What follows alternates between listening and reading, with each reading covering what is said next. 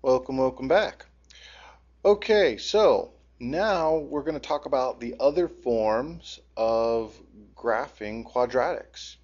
The first form we'll look at is graphing in vertex form. Now, this is the form you should be familiar with from when you first dealt with parent functions.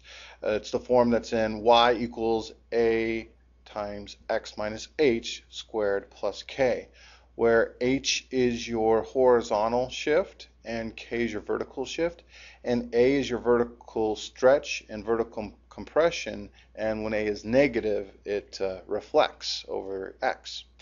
So one thing I want to point out here that we really haven't spoken about before is that the axis of symmetry when it's in vertex form, if we can see here, our axis of symmetry is going to go through the center of, or the vertex rather, of the parabola. And it would look rather like this. So it's just going to kind of go through like this. And as you can see, it's going to be a vertical line. And any vertical line starts with x equals. And in this case, it's going to be x equals h, where h is your horizontal shift. So if h is 3, then it's going to be x equals 3 as your equation for your axis of symmetry. So let's kind of practice how we're going to graph these. And when graphing in vertex form, just like standard form, we need a total of 5 points, one of which includes the vertex. So let's start with the vertex. That's always a really good place to start when you're graphing any curve, is to deal with the vertex. So the first step, we're going to graph our vertex. And so recall that the parent function is at 0, 0. And so since we have a minus 3 here, it's going to be a shift to the right, 3.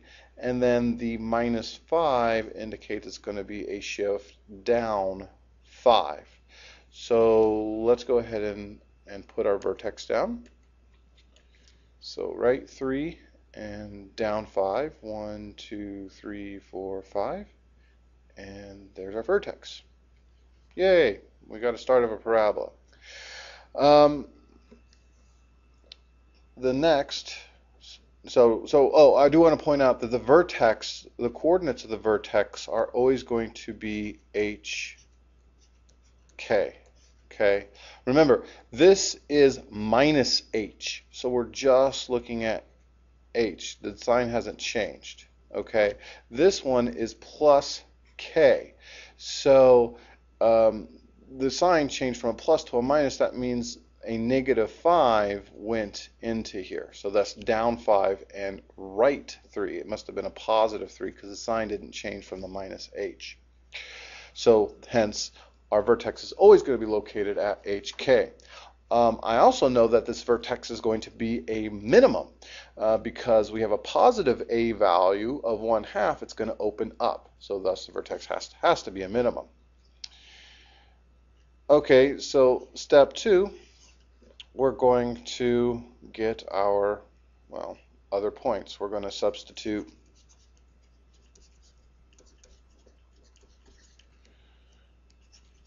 to get our other points for other, that's a terrible H, points. Okay, so here's my X, here's my Y. So we're going to take the same approach we did with standard form. We're going to pick a couple points to the left, and then we're going to reflect them on the other side. So this doesn't have a C value, so we don't know what the y-intercept is. So we actually are going to have to just plug these in and work it out. So let's start off. I'm going to start one point to the left of our vertex. So I'll go with 2. And so when x is 2, and then I don't want to necessarily always get the next point over.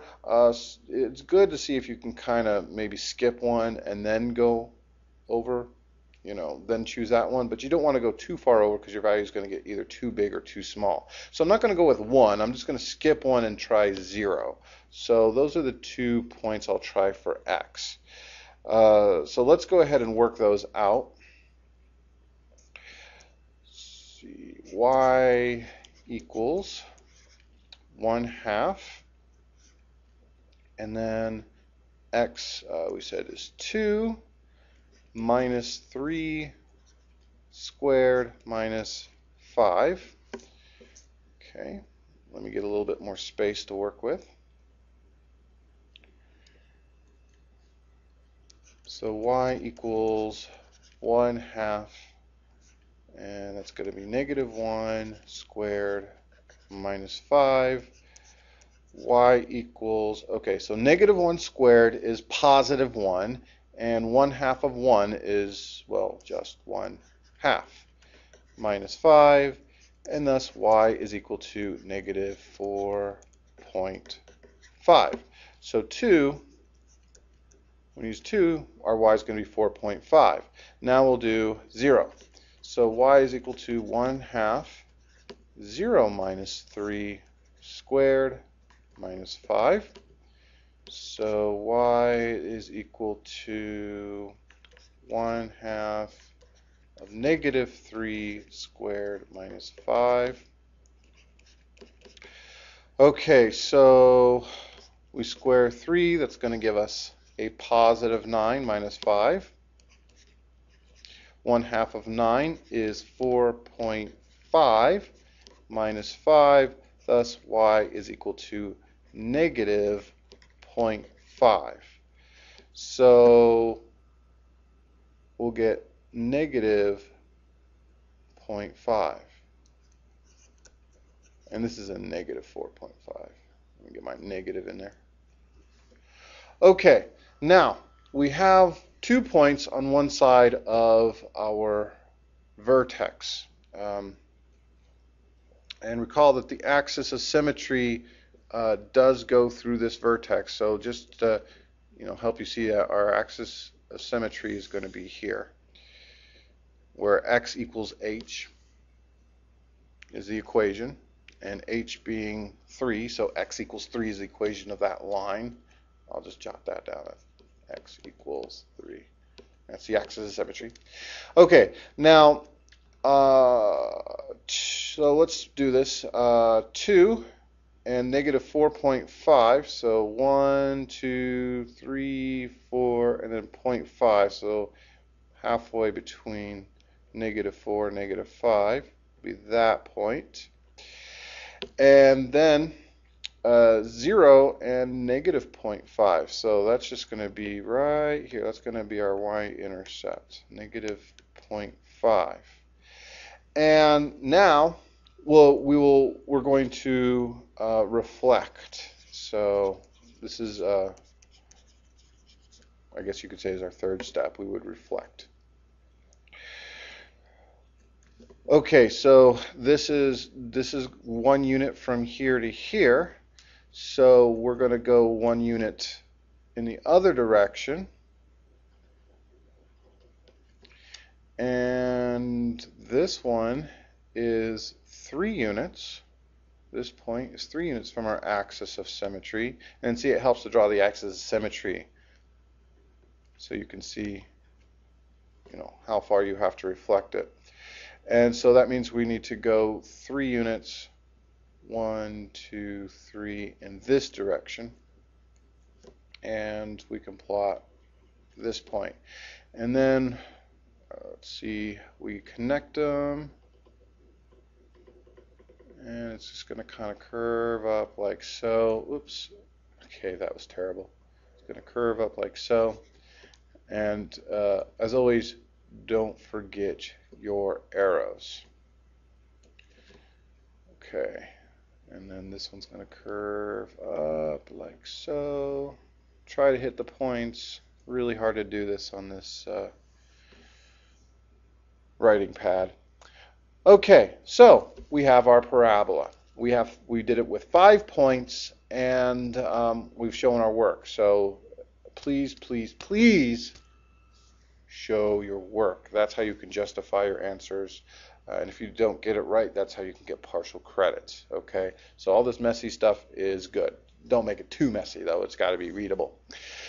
This brings us to our last form, graph intercept form. Y equals a times x minus p, x minus q. What? I haven't seen this before. Okay, so this is new. Characteristics of the graph in intercept form includes that, well, you need to know what the intercepts are, specifically the x-intercepts. So, if I look at this intercept here, we give it the coordinate p0, and this one is going to have the coordinate q0. So where p is where it crosses on the x-axis on the left, q is where it crosses the x-axis on the right. So, so that's where the p and the q come in on this equation. Okay, those are going to be. And one thing I want to point out is that there are minus signs. Okay, so these work like the minus h in vertex form. Things are going to be opposite of what you might think they are. The sign change, you have to be aware of that. Also, I want to point out that your axis of symmetry is is going to go through your vertex. So right there, and the axis of symmetry, recall, cuts the parabola in half. It makes it symmetrical on the left and the right. So naturally, if it's right in the center, it's going to be equidistant from P to Q, right in the middle. That's what equidistant means, right? So how do we find that? Well, we just have to figure out the halfway distance between P and Q. And how do you find the halfway distance between, 2 points? You're going to take an average, right? You average it out. So you could say P plus Q and divide that by 2. Hence why we get this equation of x equals P plus Q divided by 2 to get your axis of symmetry. Okay? You don't have to memorize it. You just reason it out. It's halfway between P and Q. So find the average, the mean, and you got it. Okay, so, and of course, we have an A value in front, and again, that works just like the A's in the other ones. It's your vertical stretch, your vertical shrink. If it's negative, it's reflected, so all that's the same. Okay, let's graph one.